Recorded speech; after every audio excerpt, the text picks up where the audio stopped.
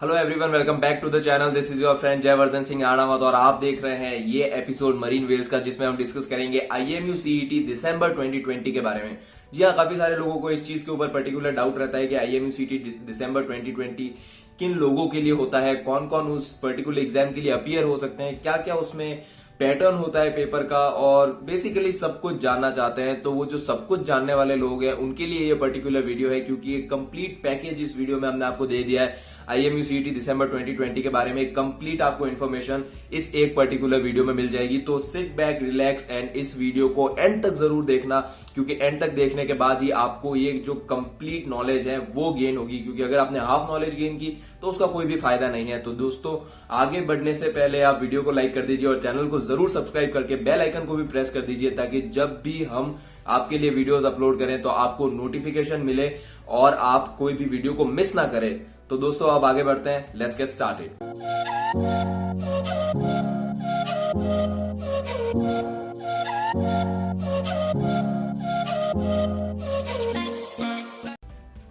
तो सबसे पहली बात, आईएमयू सीईटी दिसंबर 2020 होता किन के लिए है।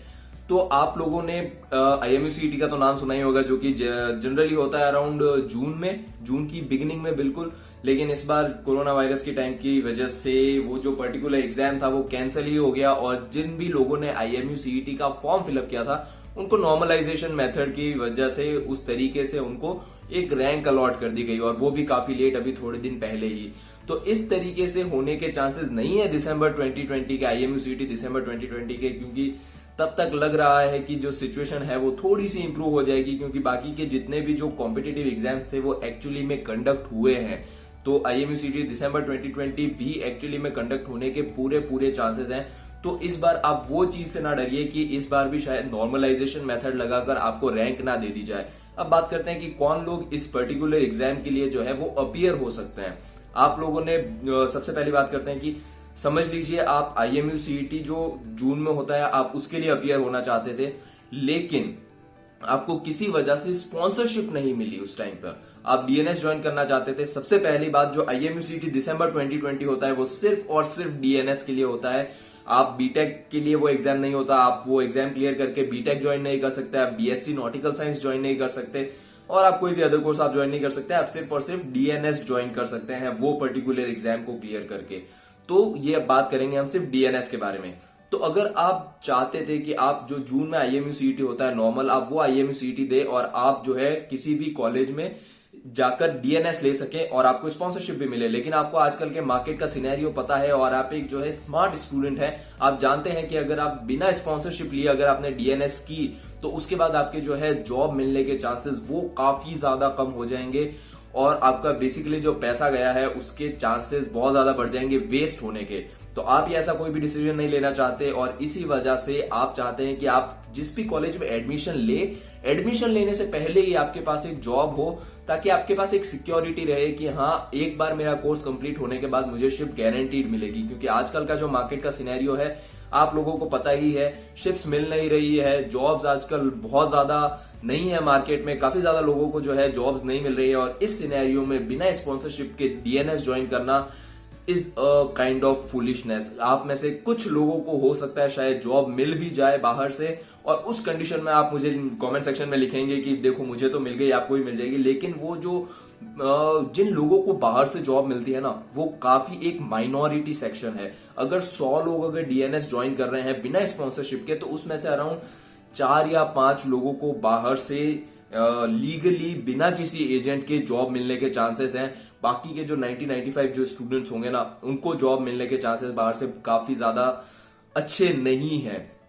आप इस कंडीशन में नहीं रहना चाहते, इसलिए आपने उस टाइम पर स्पॉन्सरशिप के लिए अप्लाई किया। आप स्पॉन्सरशिप आपको नहीं मिली और आपने डिसाइड किया कि आप अभी कोई भी कॉलेज ज्वाइन नहीं करेंगे, आप आईएमयू सीईटी दिसंबर में ज्वाइन करेंगे। क्योंकि आईएमयू सीईटी दिसंबर तक आपके पास एक टाइम होगा, उस टाइम में आप आईएमयू सीईटी के लिए भी अच्छी प्रिपरेशन कर सकते हैं, और उसी के साथ में आप जो है अपनी स्पॉन्सरशिप के लिए भी अच्छे से प्रिपेयर कर सकते हैं। इन दोनों चीजों के लिए हमारे पास जो है सोल्यूशन है आपके लिए, वो है सोल्यूशन दोस्तों आईएमयू सीईटी दिसंबर 2020 के लिए बुक है आईएमयू सीईटी 2020 दिसंबर।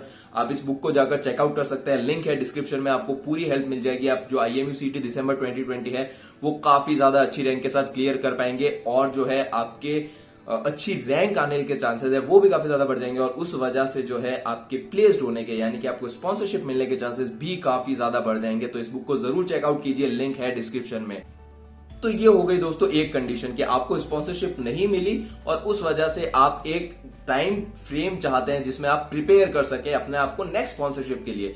दूसरा टाइम फ्रेम उन चीजों के लिए कि जिन स्टूडेंट्स ने स्टार्टिंग में अप्लाई ही नहीं किया था स्पॉन्सरशिप के बारे में, क्योंकि उनको पता ही नहीं था कि स्पॉन्सरशिप्स क्या होती है, किस तरीके से प्रोसीजर होता है मर्चेंट नेवी के, उन सब चीजों के बारे में लोगों को पता ही नहीं था। और इस बार कोरोना वायरस की वजह से जनरली जो स्पॉन्सरशिप्स होती हैं वो IMU CET जो एग्जाम होता है उससे अराउंड 3 या 4 वीक पहले जो है स्टार्ट हो जाती है, लेकिन इस बार काफी ज्यादा पहले स्टार्ट हो गई थी क्योंकि पता ही नहीं था IMU CET कब होने वाला है। और उस टाइम पे लोगों को ये नहीं पता था कि स्पॉन्सरशिप होती क्या है, कैसे लेते हैं वगैरह। तो आप उस टाइम कंप्लीटली डिनायल में थे, आपको पता ही नहीं था स्पॉन्सरशिप क्या होती है, और अब आपको पता है कि बिना स्पॉन्सरशिप के जाना रिस्की है। तो इसलिए अब आप अपने आप को और टाइम देकर अब आप अपने आप को स्पॉन्सरशिप के लिए प्रिपेयर कर रहे हैं, और उसके बाद आप जो है IMU CET दिसंबर 2020 देना चाहते हैं। तो इन सिनेरियोज में जो है आप बिल्कुल IMU CET दिसंबर 2020 दे सकते हैं। ये एग्जाम सिर्फ और सिर्फ आपके लिए है। अब हम बात करेंगे कि एग्जाम का पैटर्न क्या है। तो एग्जाम का जो पैटर्न है वो एग्जैक्टली सिमिलर है उसी पैटर्न से जो कि IMU CET जून का होता है। हालांकि इस बार जो है IMU CET जून में स्टार्टिंग में जो IMU का अपडेट आया था उसके अकॉर्डिंग जनरल नॉलेज जो कि हर साल इंक्लूडेड होता है, एक मेजॉरिटी पोर्शन जो है वो जनरल नॉलेज भी कवर करता है 25 क्वेश्चंस, लेकिन उस पोर्शन को कंप्लीटली रिमूव कर दिया गया था IMU की तरफ से।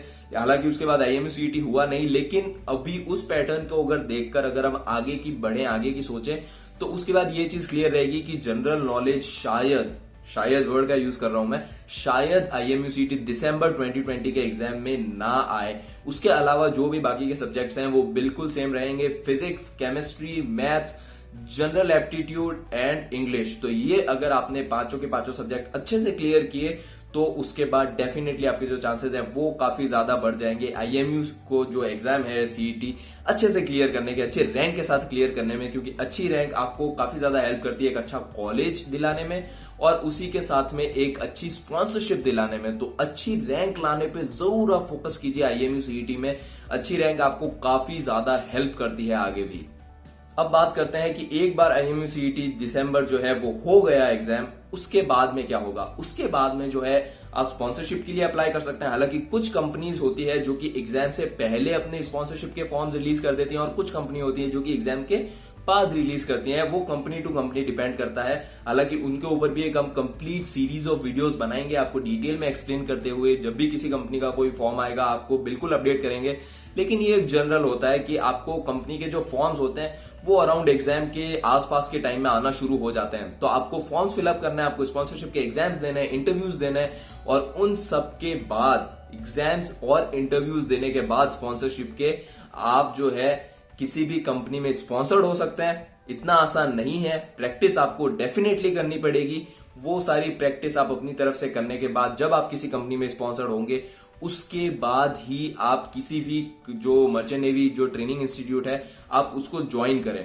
स्पॉन्सरशिप अगर नहीं मिलती है तो अगेन आप ज्वाइन ना करें, आप 6 महीने और अपने आप को प्रिपेयर करें, अच्छे से प्रिपेयर करें, ताकि जो अगले साल का जो जून का जो मेन IMU CET होता है आप वो IMU CET देकर आप जो है प्लेस हो सकें, आप जो है स्पॉन्सर हो सकें उस टाइम पे।